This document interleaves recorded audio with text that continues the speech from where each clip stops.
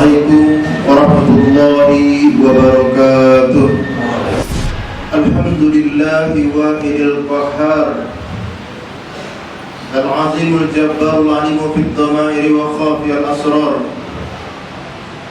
Ahmaduhu subhanahu wa ta'ala ala ni'amihi tatawwal al-amtar, waskuru syukran ibadihi al-akhyar. أشهد أن لا إله إلا الله وحده لا شريك له وأشهد أن محمدا عبده ورسوله مصطفى المختار. اللهم صل على سيدنا محمد وعلى آله وأصحابه أجمعين ما دام الليل والنهار.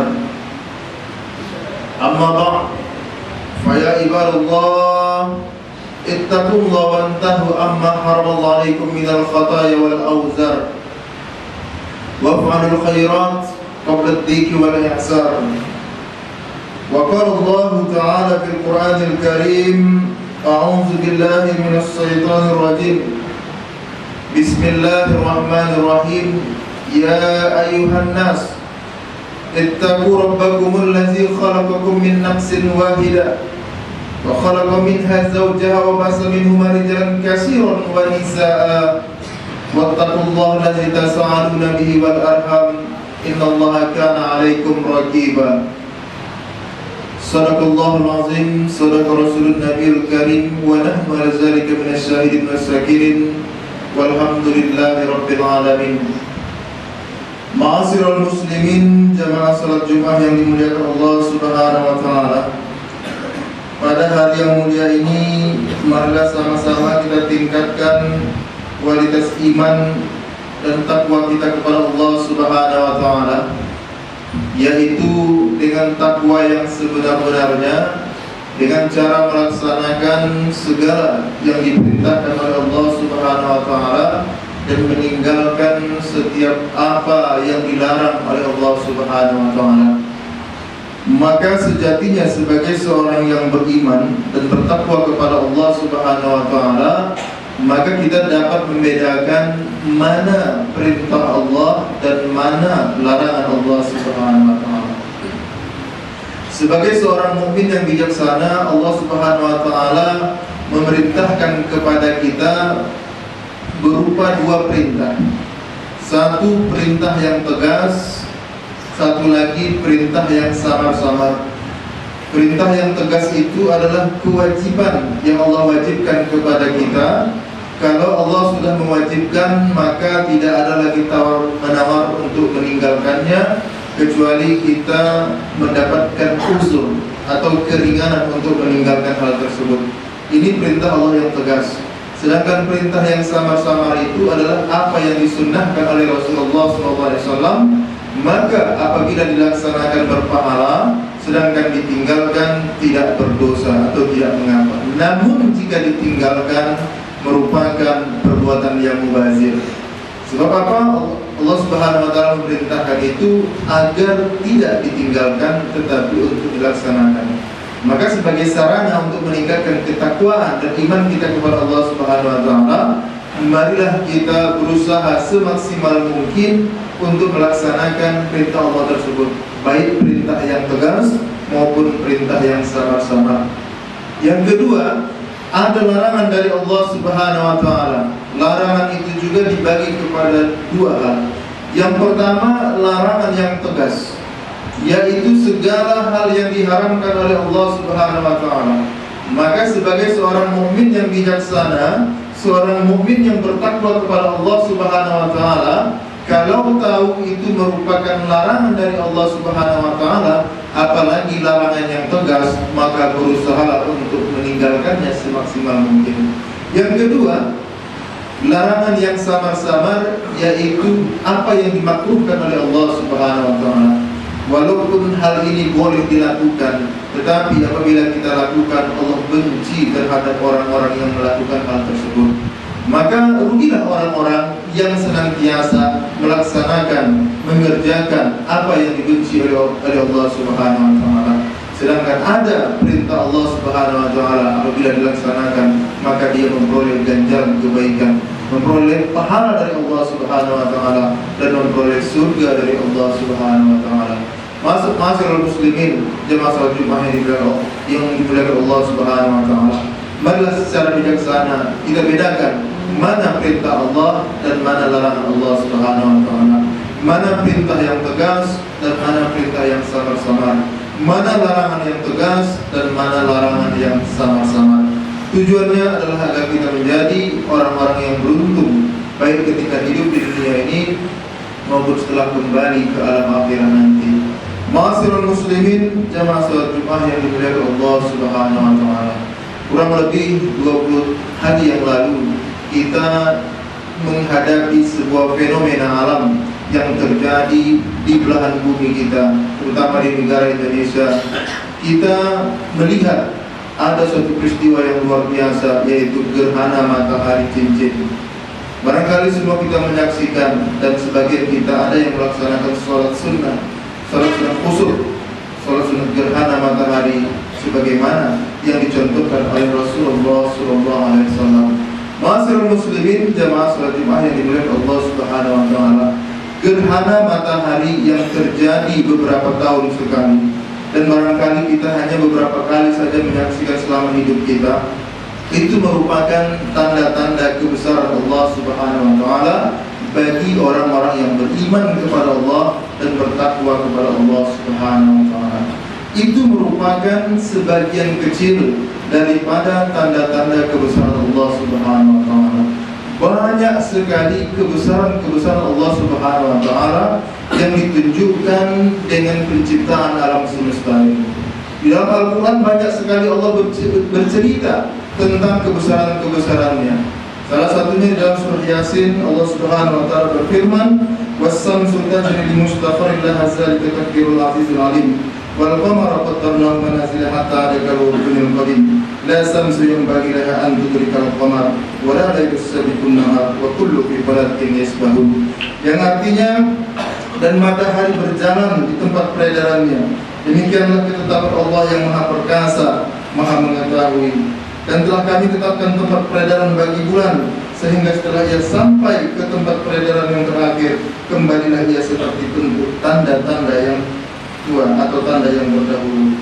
Tidaklah mungkin bagi matahari mengejar bulan, dan malam pun tidak dapat mendahului siang, masing-masing beredar pada garis edarnya. Ma'asyiral muslimin, jamaah salat Jumat yang dimuliakan Allah Subhanahu wa taala. Sehingga apa yang diceritakan oleh Allah Subhanahu wa taala dalam Al-Qur'an ini menjadi suatu disiplin ilmu yang disebut ilmu falak atau ilmu astronomi, khusus untuk membahas peredaran matahari dan bulan, bintang-bintang dan sebagainya, sehingga muncullah pergantian tanggal, pergantian bulan, pergantian tahun dan sebagainya. Ma'asyiral muslimin, jamaah salat Jumat yang dimuliakan Allah Subhanahu wa taala. Semua benda langit ini beredar pada orbitnya. Peredaran benda langit terutama bumi, bulan dan matahari digunakan oleh manusia sebagai penanda waktu, penanda hari, penanda bulan dan penanda pergantian tahun. Ma'asyiral muslimin, jamaah salat Jumat yang dimuliakan Allah Subhanahu wa taala. Maka setelah terjadi gerhana matahari itu beberapa hari kemudian, kita juga melakukan perubahan tahun. Kita juga menghadapi pergantian tahun. Dari tahun 2019 berganti menjadi tahun 2020. Barangkali ada di antara kita yang merayakan pergantian tahun itu. Namun banyak juga di antara kita yang tidak merayakan, lalu melakukan muhasabah diri, melakukan introspeksi, melakukan evaluasi terhadap apa yang telah dicapai selama 1 tahun yang lalu. Bagi kita ada juga yang menyusun perencanaan untuk 1 tahun yang akan datang, yaitu perencanaan terhadap aktivitas keduniaan. Itu boleh saja dilakukan, akan tetapi ingat, Allah Subhanahu wa taala mengingatkan kepada kita, jangan sampai kita hanya fokus pada perencanaan dunia saja. Kita lupa terhadap perencanaan akhirat yang kekal dan abadi. Kita sudah diingatkan oleh Allah Subhanahu wa taala. Allah Subhanahu wa taala berfirman, "Wa ma khalaqtul jinna wal insa illa liya'budun." Tidaklah aku ciptakan jin dan manusia itu melainkan untuk beribadah kepada Allah. melainkan untuk menyembah kepadaku, kata Allah Subhanahu wa taala, melainkan untuk mengabdi kepadaku, kata Allah Subhanahu wa taala. Ma'asyiral muslimin, jamaah salat Jumat yang dimuliakan Allah Subhanahu wa taala. Oleh sebab itu, marilah kita berusaha untuk melakukan amalan-amalan dunia kita, tapi tetap berorientasi kepada amalan akhirat. Betapa banyak orang yang melakukan amalan-amalan dunia, orientasinya hanya dunia saja. Mereka melupakan bahwasanya tugas kita di dunia ini adalah melakukan ibadah kepada Allah Subhanahu wa taala yang berorientasi kepada kehidupan akhirat. Oleh sebab itu, marilah kita sebagai seorang mukmin yang bijaksana hendaklah berhati-hati dalam melakukan ibadah, hendaklah berhati-hati dalam melakukan kegiatan. Sebab betapa banyak orang-orang yang melakukan ibadah yang sejatinya itu merupakan ibadah akhirat, tetapi dia tidak mendapatkan nilai akhirat, yang diperoleh hanya nilai-nilai dunia saja. Di dalam kitab Ta'lim Muta'alim diceritakan, kam min amalin yatasawwaru bi suratil a'malid dunya wa yasiru bi husnil niyah min a'malil akhirah, kam min amalin yatasawwaru bi surati a'malil akhirah summa yasiru min a'malid dunya bi su'in niyah. Dan kira-kira arti sederhananya, banyak sekali amal dunia kita yang seakan-akan merupakan amal dunia semata, seperti makan, minum, bekerja dan beraktivitas sehari-hari, yang seakan-akan merupakan amal dunia namun menjadi amal ukhrawi atau amal akhirat dengan niat yang baik. Niat melakukan suatu perbuatan karena Allah. Sebaliknya, banyak sekali amalan kita yang seakan-akan amalan akhirat, namun dengan niat yang tidak tepat, semua itu menjadi amalan dunia belaka. Salat kita, zakat kita, puasa kita, haji kita, membangun masjid dan membangun pesantren, semuanya itu seharusnya berorientasi kepada amalan akhirat, tetapi dengan niat yang salah, akhirnya semua itu berorientasi kepada amalan dunia. Kenapa kita melakukan semua itu? Karena mengharap pujian dari manusia. Kita melakukan semua itu karena mengharapkan sanjungan dari manusia. Kita melakukan semua itu karena mengharapkan ada reward dari manusia dan sebagainya. Bukan kita mengharapkan ganjaran dari Allah Subhanahu wa taala. Ma'asyiral muslimin, jamaah salat Jumat yang dimuliakan Allah Subhanahu wa taala. Semua itu tergantung kepada niat si pelakunya. Oleh sebab itu, dengan masuknya kita pada pergantian tahun baru, saat ini kita berada pada awal tahun baru Masehi, tidak ada salahnya jika kita melakukan tajdid dunia sebagaimana yang disabdakan oleh Rasulullah SAW, innamal a'malu binniyat wa innamal likulli imri'in ma nawa. Sesungguhnya segala amalan manusia itu tergantung pada niatnya, dan sesungguhnya tiap orang-orang itu akan memperoleh balasan sesuai dengan apa yang diniatkannya. Kalau dia ingin melaksanakan ibadah karena Allah Subhanahu wa taala, maka Allah akan memberikan ganjaran. Kalau dia ingin melakukan suatu keburukan terhadap Allah Subhanahu wa taala, maka Allah juga akan memberikan balasan terhadap apa yang diniatkannya itu. Oleh sebab itu, ma'asyiral muslimin, jamaah salat Jumat yang dimuliakan Allah Subhanahu wa taala, tajdidun niyah merupakan suatu hal yang mesti dilakukan bagi setiap muslim. Apa itu tajdidun niyah? Dia memperbaiki setiap amalan-amalan yang selama ini dilakukannya. Dia mengintrospeksi setiap pekerjaan-pekerjaan yang selama ini dilakukannya. Bukan hanya untuk setahun yang lalu, akan tetapi setiap hari dia melakukan evaluasi. Dia memperbaiki setiap kekurangan yang dilakukannya setiap hari. Ketika malam tiba, setelah selesai sholat Isya, dia berdoa kepada Allah Subhanahu wa taala. Dia berzikir kepada Allah Subhanahu wa taala. Dia tinggalkan seluruh aktivitas dunia. Dia menghadap Allah Subhanahu wa taala. Lalu dia memohon ampun terhadap kesalahan dan kesilapan yang telah dilakukannya dalam satu hari penuh. Lalu dia tidur dengan perasaan tenang dan bangun untuk menyongsong hari-hari baru. Dia mulai langkah-langkah baru untuk menghadapi hari-hari yang akan datang. Maka inilah yang semestinya dilakukan oleh setiap muslim. Setiap hari dia melakukan introspeksi diri. Setiap hari dia mengevaluasi diri. Setiap hari dia memuhasabah dirinya. Apakah selama ini amalan-amalan yang dilakukannya semata-mata karena Allah Subhanahu wa taala. Kita berangkat bekerja ke kantor, kita berangkat bekerja ke kampus.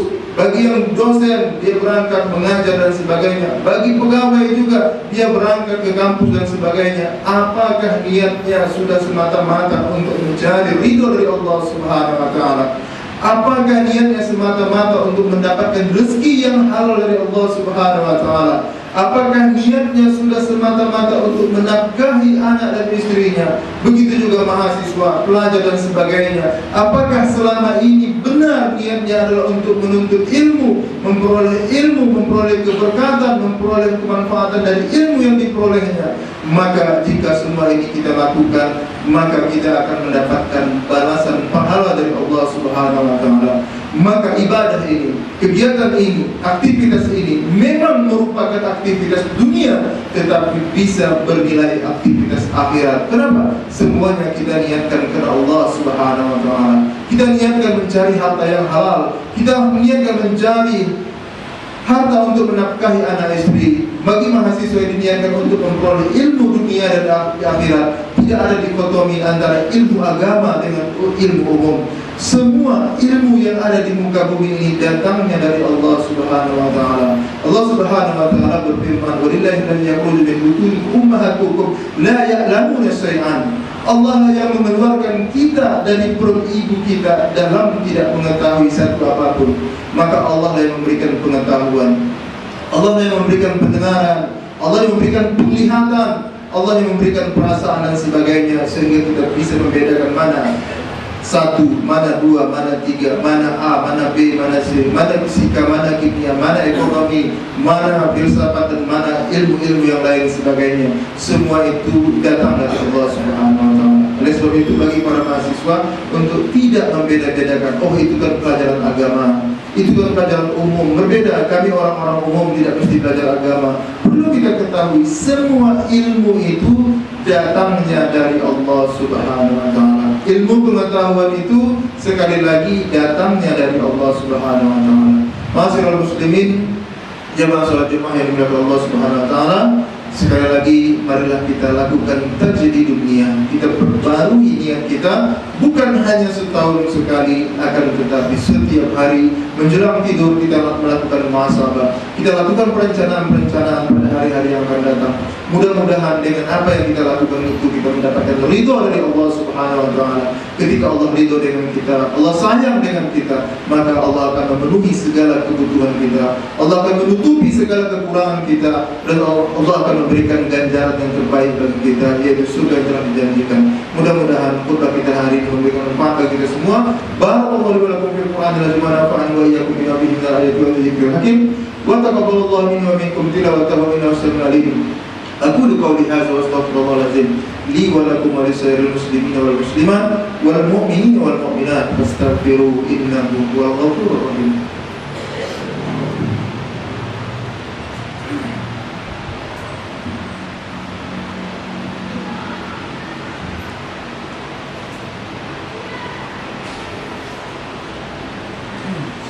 الحمد لله الذي أمرنا بالاجتهاد والاعتصام بحبل الله المتين.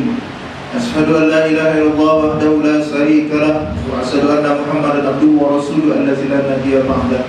اللهم صل على سيدنا محمد وعلى آله وأصحابه أجمعين. أما بعد فيا عباد الله اتقوا الله ما استطعتم وسارعوا إلى مغفرة من ربكم واعلموا أن الله سبحانه وتعالى يأمركم بأمر بدأ به بنفسه وسن بملائكة مسبحة بقدسه. إن الله وملائكته يصلون على النبي يا أيها الذين آمنوا صلوا عليه وسلموا تسليما. اللهم صل على سيدنا محمد وعلى آله وأزواجه وقرابته وأهل البيت أجمعين. وارض الله على أربعة الخلفاء الراشدين سيدنا أبي بكر وعمر وعثمان وعلي وكل الصحابة أجمعين والتابعين والتابعين ومن تبعهم بإحسان إلى يوم الدين وعلينا معهم برحمتك يا أرحم الراحمين. اللهم في المسلمين والمسلمات والمؤمنين والمؤمنات الأحياء منهم والأموات إنك على كل شيء قدير. اللهم أصلح جميع ولاة المسلمين وأهلك الكفرة والمشركين وعلى كلمتك إلى يوم الدين. ربنا افتح بيننا وبين قومنا بالحق وأنت خير الفاتحين ربنا إنك جميع الناس يوم لا ريب فيه إن الله لا يخلف الميعاد ربنا ظلمنا أنفسنا وإن لم تغفر لنا وترحمنا لنكونن من الخاسرين ربنا آتنا في الدنيا حسنة وفي الآخرة حسنة وقنا عذاب النار عباد الله إن الله يأمر بالعدل والإحسان وإيتاء ذي القربى وينهى عن الفحشاء والمنكر والبغي يعظكم لعلكم تذكرون فاذكروا الله يذكركم وادعوه يستجب لكم ولذكر الله أكبر أقيموا الصلاة